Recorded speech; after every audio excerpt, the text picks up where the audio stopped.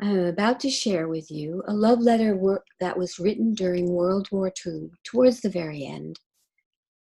It was written by my mother, Estelle Levine, to my dad, who is overseas as a U.S. military intelligence officer assigned to interrogate Nazi prisoners of war.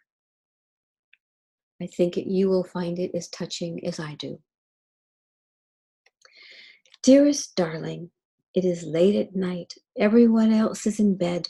The radio is on, and the Boston Symphony is playing Beethoven's Seventh. Ah, nostalgia, ah, dreams, ah, memories.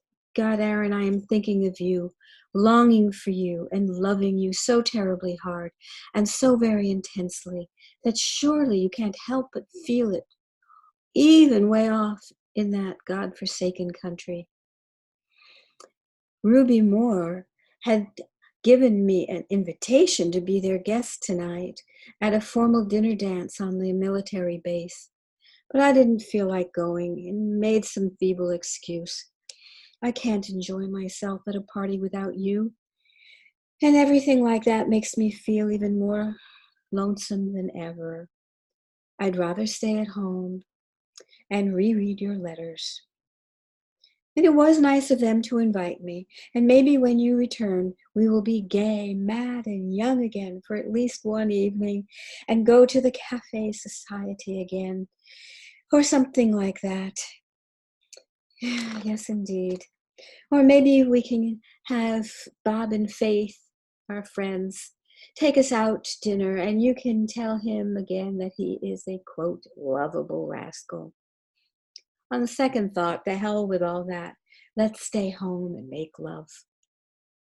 Tomorrow, Mother and Dad are taking friends on a carriage ride out to see the caves. Joey and I are staying home. I could have gotten someone to stay with Joey, but the carriage drive would have meant too much from poor allergic me. Even after the short drive to the fairylands just last week, I was a mass of hives for days afterwards. Joey and I make a wonderful pair.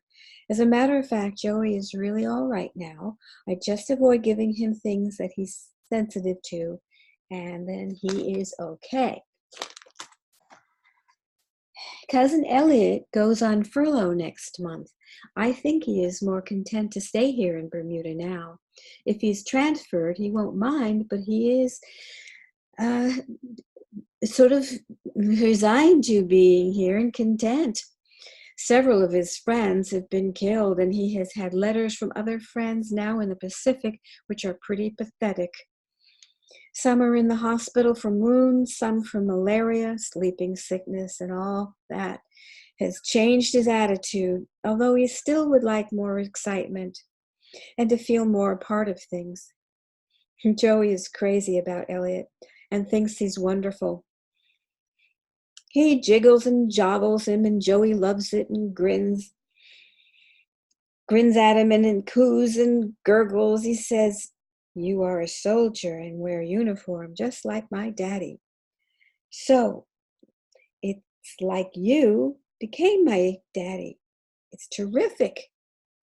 And he is swell. Of course, Joey can't talk, but that's what he would say if he could.